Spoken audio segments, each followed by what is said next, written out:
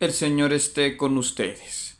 Vamos a ir mirando una por una las tribus de Israel e iniciamos con la tribu de Rubén. Rubén, Rabeoni, ha reparado en mi cuita, según traducen del hebreo, la Biblia de Jerusalén. Era una tribu eloísta de Elías. ¿Qué significa esto? Que los israelitas que duraron más tiempo en Canaán conocían a Dios sobre todo como Él. Recordemos que Él es un nombre para Dios en general, que se ven nombres como Israel y Daniel. Y todos esos nombres que terminan en él, como los nombres de los ángeles, ¿no? Gabriel, Miguel, todos esos nombres. Y ellos se consideraban descendientes de Jacob y de Elías. A Rubén no le conocemos ninguna esposa por nombre. Según los estudios arqueológicos, esta tribu es la primogénita porque hacia el año 1300 y 1200 dominaba el centro de Israel. Pero parece que esta tribu fue insolidaria con sus hermanos de las tribus de Dan y de Neftalí. Recordemos que ellos son los hijos de la esclava Bilha. Y según los textos bíblicos, Rubén perdió su primogenitura por acostarse con Bilha, que era concubina de su padre. Entonces, esta tribu, al ser derrotada y al ser insolidaria, marcha hacia el norte y debe marchar hacia Moab, donde es acosada por los agarenos, es decir, los antepasados de los árabes, según Crónicas, Primera de Crónicas 5:19. En tiempos de Moisés esta tribu era muy pequeña y compartieron con Gad, la tribu de Gad, un santuario poco importante, como nos dice en Josué 22 del 7 al 34 y Números 32 del 1 al 33. Esta tribu tiene una lista de ciudades que según Números 32, 37 fueron reconstruidas. Y Josué 13, 17 al 20 nos trae unas listas, pero son un poquito difíciles de identificar los lugares, lo cual supone que esta tribu no era muy conocida por los que redactaron el libro de Josué. La estela de Mesha, un documento moabita, es decir, de unos enemigos de Israel, dice que esta tribu ocupaba un lugar cerca de la tribu de Gad, pero no la nombra. Simplemente nombra algunos lugares, lo cual supone que prácticamente no quedaba mucho de esta tribu. Sabemos por Segunda de Reyes del 32 al 33 que Hazael, un rey de Damasco, de Aram, atacó la región cruelmente hacia el 830 en tiempos del rey Jehú, según Segunda de Reyes 10. Y según Primera de Crónicas 5 del 25 al 26, las tribus de Rubén, Gad y Manasés oriental se volvieron idólatras y por eso Teglat-Falásar, un rey asirio, sometió esta región y los desterró a Jalab, Jabor, Hará y el río Gozán. Posteriormente, los rabinos vieron a esta tribu como un ejemplo de arrepentimiento y lo consideraron antepasado del profeta Oseas, según un documento que se llama el Génesis Rabá. Conclusión: de la tribu de Rubén, desde que fue desterrada, no se supo nada más. La segunda tribu es la tribu de Simeón. Simeón viene de Shama, que significa ha oído. Recordemos que el himno de los israelitas es el Shema, escucha Israel. Es una tribu también hermana de Rubén, una tribu eloísta, muy vinculada a un lugar que era Berseba, donde también tiene bastante relación con Judá y con los kenitas, según Jueces 1, 3 y Jueces 1, 17. Tenían el culto allí a Dios y lo llamaban el Olam, el Altísimo. Sabemos de Simeón que tuvo una esposa cananea y según Génesis 46:10 y Éxodo 6:15 tuvo mezclas con otros pueblos como los edomitas, los cananeos e incluso con los hurritas. ¿Por qué sí dice esto? Porque en Números 13:5 se usa un nombre que es Sisa, que parece de origen hurrita. Esta tribu sería una tribu poderosa entre el año 1400, 1300, es decir, casi la misma época que su hermano Rubén. Y al parecer apoyaron a un príncipe que los documentos egipcios llaman Lavalla y que reinaba en Siquem. Algunos suponen que Lavalla es muy parecido a Leví, ¿sí?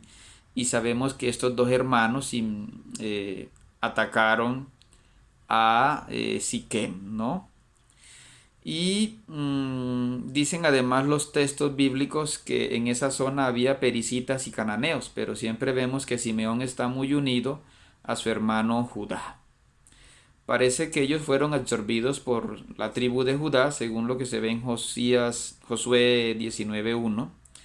Además, en las bendiciones de Deuteronomio 33, las bendiciones de Moisés, ellos no aparecen, lo cual muestra que en la época de jueces ya estaba absorbida. Y además las fronteras que se dan de ellos no son muy claras. Parece que David y Salomón la reavivaron, les dieron un nuevo impulso. Y según Primera de Crónicas 4:39-41, la tribu de Simeón en tiempos del rey Ezequías buscó pastos en Gerar y que destruyeron a unos camitas, es decir, unos parientes de los egipcios, y a unos meunitas. Según Segunda de Crónicas 34:6, Josías purificó el territorio de Simeón, así como el de Efraín y el de Manasés, porque allí había ídolos. Según Judith, el libro de Judith, Judith 8:1, esta mujer era de esta tribu. Y este nombre de esta tribu pues fue bastante apreciado. Recordemos que entre los discípulos de Jesús estaban Simón Pedro y Simón el Celote. Hay una leyenda de los házaros, un pueblo turco que vivió en lo que es el sur de Rusia, que dice que Judá y Simeón son ancestros, pero esto es solamente una leyenda, ¿no? Como decimos, la tribu de Simeón fue absorbida por la tribu de Judá. La tercera tribu que vamos a analizar es la de Leví. Es una tribu que es ya más conocida, porque esta tribu, cuyo nombre significa ligado, viene de Gil Lavé, significa se aficionará, según Génesis 29:34. Era una tribu muy vinculada a Kadesh, a esta ciudad, junto a Simeón, Judá y los kenitas. En Éxodo abundan muchos nombres y aspectos culturales que los hacen parecidos a los egipcios. Esto nos hace suponer que esta tribu sí tuvo esclavitud en Egipto, pero que también había levitas en Canaán, específicamente en Kadesh. Los nombres como Moisés, Miriam, Jofni, Finefas, Merari son nombres que tienen origen egipcio. Otros dicen que los levitas que estaban en Canaán, como por ejemplo los que apoyaron a la valla, fueron los que ayudaron a gobernar Siquén, como se ve en Génesis 49 del 5 al 7. Pronto esta tribu fue la que más difundió el culto a Yahvé. Recordemos que los pueblos cananeos y también los israelitas llamaban a Dios El, pero ya llegan los pueblos de José, es decir, Efraín, Benjamín y Manasés, que son los que dan a conocer el nuevo nombre de Dios, que es Yahvé. Y los levitas se vuelven los yavistas también por excelencia. Al principio parece que ellos no tenían tierras y ellos eran los que conservaban la memoria oral de la alianza y del éxodo. Y ellos se fueron formando como un grupo consagrado a Dios para invocar la presencia de Dios, y que además, según Éxodo 13, ellos eran como los sustitutos de los primogénitos. Ellos eran los que mostraban la alianza eterna de Dios con su pueblo. Son la memoria además de la Pascua, de la salida de Egipto. Y a través del culto aseguran la protección de Dios frente a las calamidades, ¿no? En la Biblia son levitas, Moisés, Aarón, Miriam, Samuel, Jeremías, Ezequiel, Esdras y Malaquías. Entonces, grandes personajes, sobre todo los que tienen que ver con el culto y con los profetas, son de origen levítico.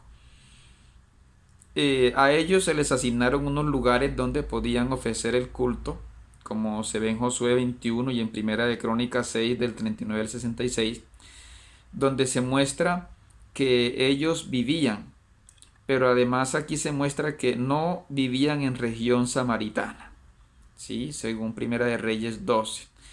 Y tampoco había muchos en Judá, porque ya después Josías, el rey, los va a concentrar en Jerusalén según Segunda de Reyes 23:8.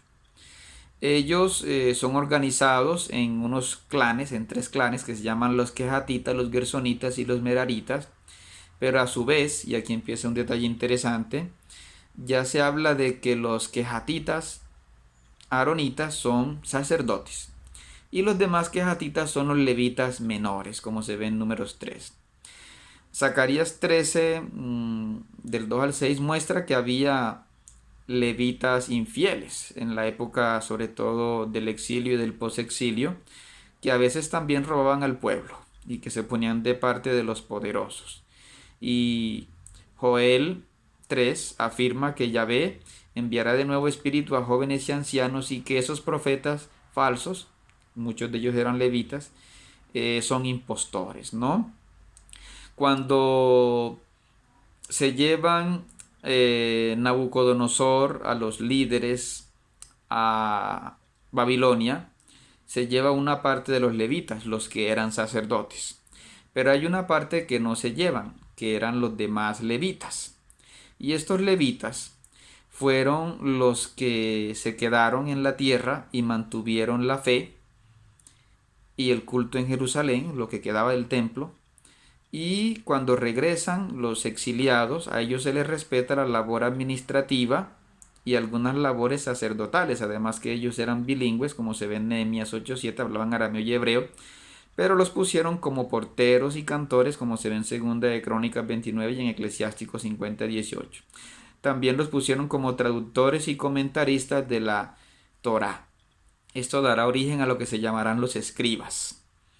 En Malaquías 2 y en Malaquías 3 se habla de un pacto con los levitas y de que vendrá un Mesías con la purificación de los levitas. Entonces ya los levitas son vistos de una manera muy positiva. En la época de los macabeos sabemos que ellos, los macabeos, eran levitas pero no aaronitas, es decir, no eran sacerdotes. Y tuvieron un apoyo, los macabeos, de los esenios y de los fariseos, pero tuvieron un rechazo de los saduceos, que son de origen aaronita. Es decir, ya hubo dos grandes grupos opuestos y que eran de origen levita, los sacerdotes y los demás levitas.